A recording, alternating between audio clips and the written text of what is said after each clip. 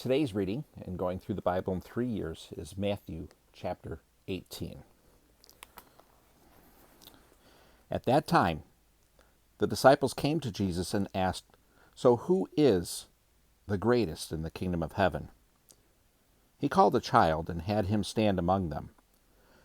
"Truly I tell you," he said, unless you turn and become like children, you will never enter the kingdom of heaven.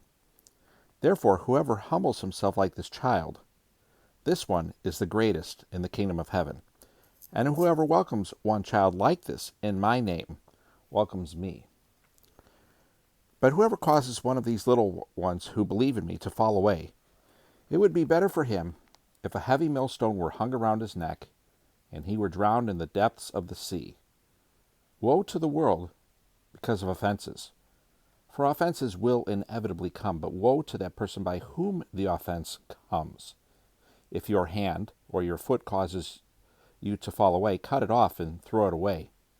It is better for you to enter life maimed or lame than to have 2 hands or 2 feet and be thrown into the eternal fire.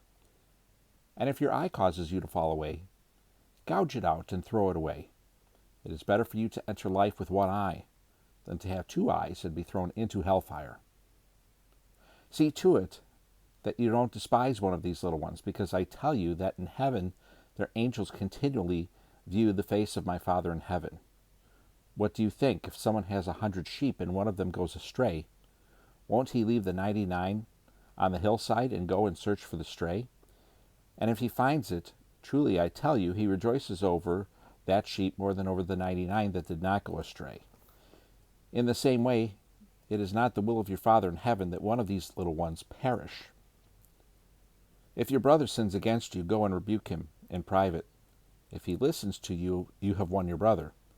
But if he won't listen, take 1 or 2 others with you, so that by the testimony of 2 or 3 witnesses every fact may be established. If he doesn't pay attention to them, tell the church.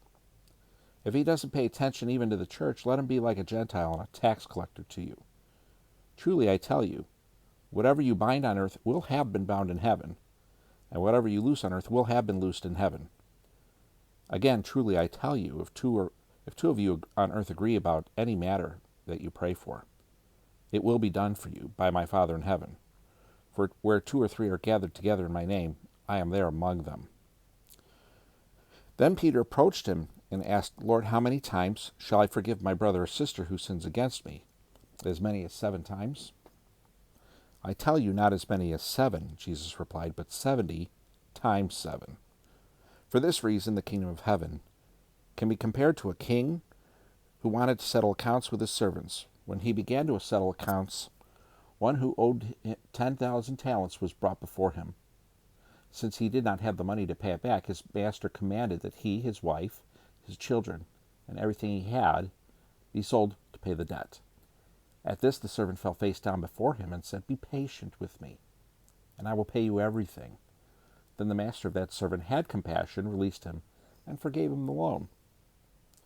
That servant went and found one of his fellow servants who owed him 100 denarii. He grabbed him, started choking him, and said, 'Pay what you owe.' At this fellow servant fell down and began begging him, 'Be patient with me, and I will pay you back.' But he wasn't willing. Instead, he went and threw him into prison until he could pay what he owed. When the other servants saw what had taken place, they were deeply distressed and went and reported to their master everything that had happened. Then after he had summoned him, his master said to him, 'You wicked servant, I forgave you all that debt because you begged me. Shouldn't you also have had mercy on your fellow servant, as I had mercy on you?' And because he was angry, his master handed him over to the jailers to be tortured until he could pay everything that he was owed, or everything that was owed. So also my heavenly Father will do to you, unless every one of you forgives his brother or sister from your heart." Matthew chapter 18. And we'll see you tomorrow. Have a good day.